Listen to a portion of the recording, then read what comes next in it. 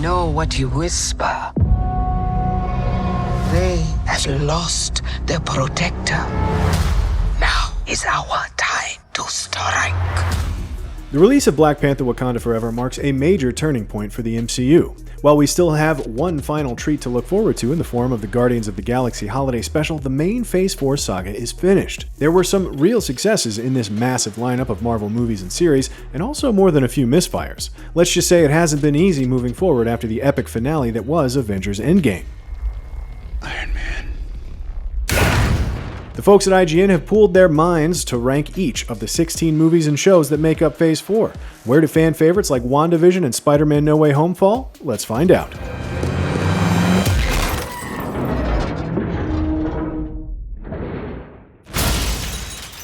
That was brilliant! As the first animated series connected to the MCU, Marvel's What If is basically dead on arrival. That's all the more frustrating considering how much inherent potential there is in a series that explores alternate universes where events unfolded differently. Only one Doctor Strange-focused episode truly takes advantage of that potential and delivers an emotionally resonant look at a hero trapped on a dark path. You need to let go. I've gone too far to turn back now. The rest are mostly bland detours that do little to add to the larger tapestry of the MCU. The series does build a little momentum near the end once it becomes clear a larger overarching narrative is being spun, but even that can only do so much to prop up What If. Season 2 will need to show a lot more ambition if this series is going to become a regular fixture on Disney+. This should not be possible. Oh, but anything is possible in a multiverse.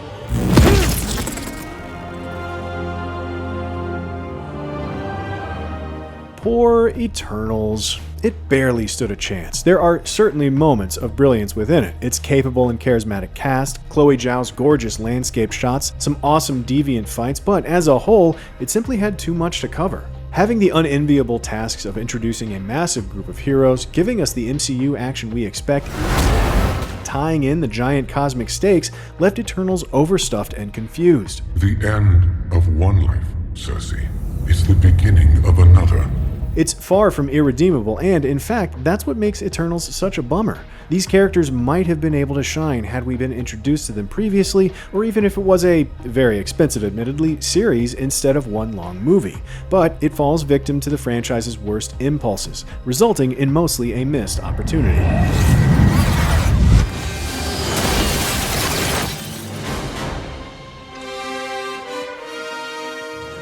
The second live-action MCU series on Disney Plus is easily the weakest of the bunch so far, despite the undeniable appeal of having Anthony Mackie's Sam Wilson and Sebastian Stan's Bucky headlining their own show. You know what? Fine, here.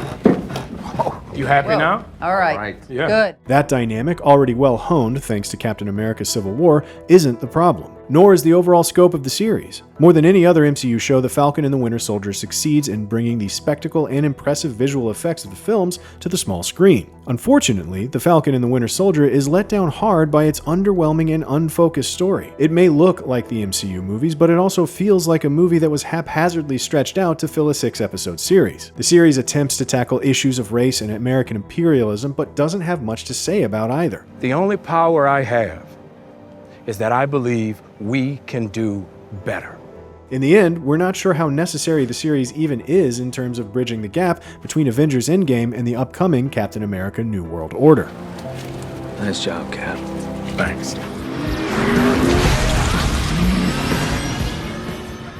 Thor: Love and Thunder had a lot of potential that it never managed to live up to. Director Taika Waititi and actor Chris Hemsworth had delivered a well-received comedic reinvention of Thor in Ragnarok, and fans were eager to see where they'd take the character next. Hang on. Give it a second. I swear, I'm not even moving. It's just doing this on its own. Christian Bale was finally making his MCU debut, and Natalie Portman was returning to the franchise to adapt the fan favorite Mighty Thor comic. But unfortunately, Thor 4 just didn't deliver. The film's sense of humor ran away with itself, and the recurring screaming goats bit quickly overstayed its welcome. Bale's Gore the God Butcher didn't get enough screen time, nor did he live up to his name, and Jane's arc suffered from severe underdevelopment. There were a few moments worth the price of admission, such as Russell Crowe's bizarre yet entertaining take on Zeus. But overall, the film failed to spark a fire. Put it down before I make you. You put yours down. What's your step? MCU fans have been waiting for Scarlett Johansson's Black Widow to spin out into her own solo movie since the character first appeared in 2010's Iron Man 2. Unfortunately, it seems to have been a case of too little, too late for poor Natasha Romanoff. The Black Widow movie attempts to both flesh out Natasha's murky, blood-stained past and bridge the gap between Captain America Civil War and Avengers Infinity War, yet it doesn't succeed particularly well in either goal. Following the gripping opening sequence, Natasha's history with the Red Room is mostly glossed over, and what answers we do get are mostly unsatisfying. The rest of the film is a pretty by-the-numbers superhero adventure that adds little to the larger fabric of the MCU. And don't even get us started on the film's adaptation of Taskmaster. Black Widow's main saving grace is that it introduces Florence Pugh's scene-stealing Yelena Belova. Luckily, this character has already gone on to bigger and better things in Phase 4. You just didn't want your baby sister to tag along whilst you saved the world with the cool kids. You weren't really my sister.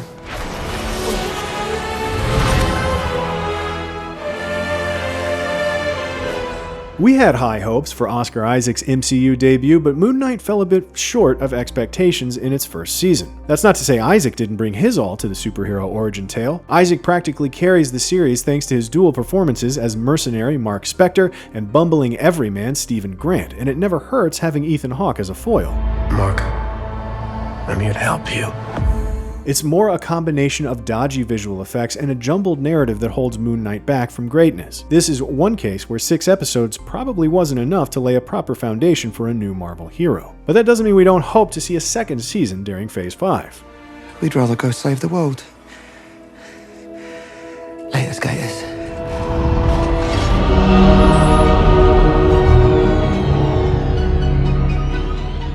The second Doctor Strange movie has a lot going for it, including the long-awaited return of director Sam Raimi to Marvel. Raimi certainly brings his unique touch to this sequel, which offers a much more flamboyant view of the magical world than its predecessor. Multiverse of Madness also has the distinction of being the first Marvel movie outside of the Spider-Man franchise to dive headlong into the multiverse concept, which results in the welcome debut of Xochitl Gomez's America Chavez,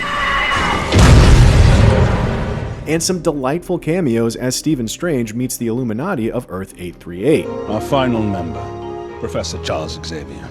However, Multiverse of Madness fails where it arguably matters most. The movie is unable to build on the events of WandaVision in a satisfying way. Rather than continue its exploration of Wanda Maximoff as a woman burdened by immense grief, the film has Wanda do a complete heel turn and become a villain. You break the rules and become a hero. I do it and I become the enemy. That doesn't seem fair. It's a frustrating pivot for what had been one of the MCU's most compelling character arcs. And as for the title character, he barely has an arc at all in this sequel. Thank you.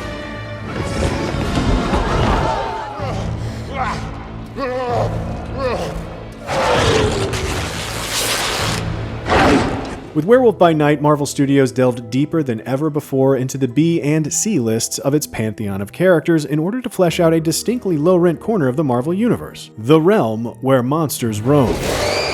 Doctor Strange in the Multiverse of Madness had already done horror to a degree, but director Michael Giacchino mined a particularly rich vein of genre goodness with Werewolf's black and white creepiness, which combined with a 1970s-style exploitation flick feel to great effect. I do hope my attendance delights you. Gael Garcia Bernal's Jack Russell, aka the werewolf of the title, is the most obvious addition to the MCU here, with his decidedly and excitingly non-CG practical Wolfman effects. But this story also gave us Laura Donnelly as the magically inclined Elsa Bloodstone, as well as Man-Thing, the gentlest giant swamp monster this side of, well, DCU's Swamp Thing.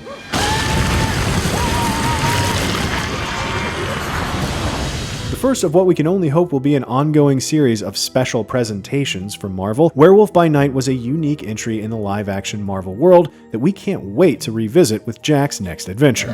What? No. No, I'm the one who comes to your rescue. What are you talking about? Yes, yes.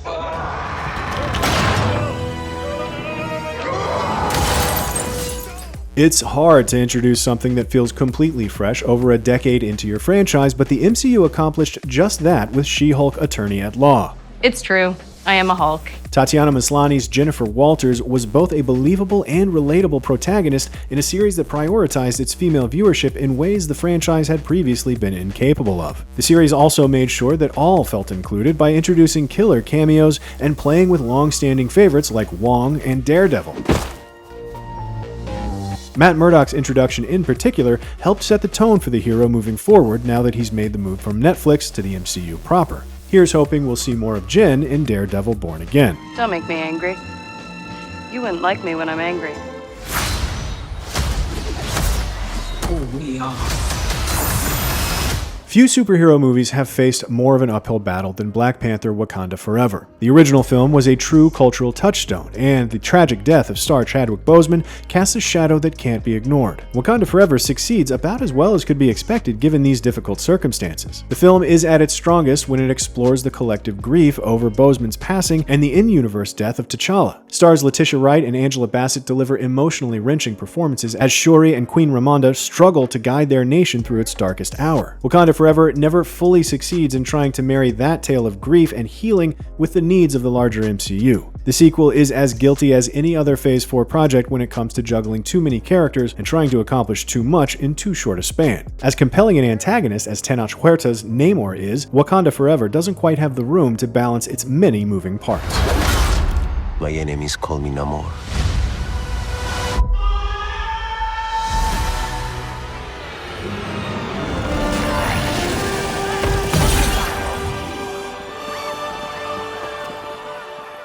Kamala Khan is the ultimate fangirl, and no one was more prepared to play her than Iman Vellani. Her joy and earnesty radiate from the screen as we watch the young hero learn to navigate her powers and step into her own as who she is rather than how she sees her idol Captain Marvel. Oh, no. Moreover, Ms. Marvel brought real-world events like the 1947 partition to Western audiences that often don't learn about them in school. Seeing such major moments woven into genuinely compelling storytelling shows real progress on Marvel's part, and we can't wait to see where Kamala goes next in the Marvels.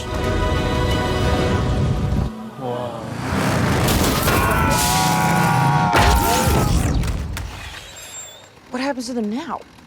I don't know. Among all its multiversal shenanigans, something Phase 4 of the MCU was missing was a good old-fashioned grounded superhero story. With that in mind, it makes sense that Hawkeye was as refreshing as it was. Plus, it was just a damn good TV show on its own merits. It was both a focused, exciting detective series and an opportunity to get to know Clint Barton much better. And Jeremy Renner did a fantastic job portraying the grief he's been struggling with without dragging the whole show down. He's matched by a perfect foil in Haley Steinfeld's bright-eyed Kate Bishop, and they both have some great bow and arrow-based action scenes. Plus, it's a Christmas show. The villains may be forgettable, but that's a small complaint in an otherwise great MCU series.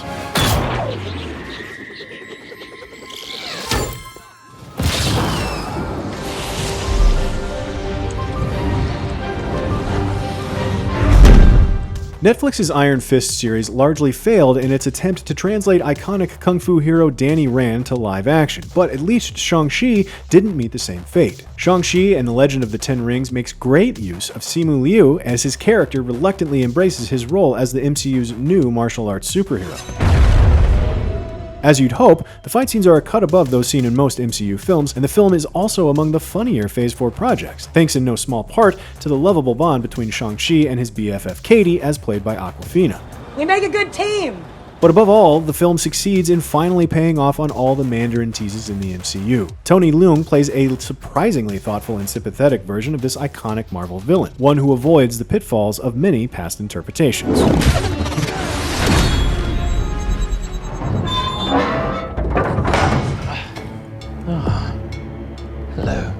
Tom Hiddleston's Loki has easily ranked among the MCU's best villains since the Phase 1 days, but Phase 4 is where we finally got to see the God of Mischief in his own solo project, and Loki Season 1 definitely does not disappoint. The Loki series pushes Hiddleston's character in a very different direction as the refugee 2012 version of Loki is reluctantly recruited into the Time Variance Authority and becomes a time cop. Is this the greatest power in the universe? As much as the series succeeds in adding new layers to this already compelling character, it also introduces a worthy foil in Sophia DiMartino's Sylvie, and makes great use of Owen Wilson as the affable Mr. Mobius. Both know you love to talk. With great characters, a tightly plotted narrative, and a wonderfully quirky visual style, Loki is easily one of Marvel's most well-rounded series to date. The fact that it's also the single most important piece of the Phase 4 puzzle, thanks to the introduction of Jonathan Majors' Kang the Conqueror variant, He Who Remains, just makes it that much better. See you soon. Wait, now hang on there a minute, you young whippersnappers. Let's just hope this dog stays the same size.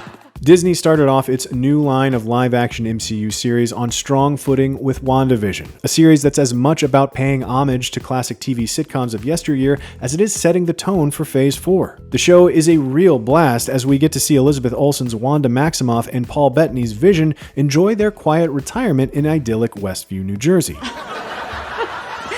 That is not where those go. Of course, not everything is what it seems. Half the fun of WandaVision is in slowly discovering the truth behind Westview's saccharine sweet facade. WandaVision may fall back into traditional MCU tropes near the end, but the series works as a heartfelt celebration of Wanda and Vision's bond and the destructive effects of grief. It's a series that tries new things and mostly succeeds, and that's something the MCU can always use more of. So long, darling.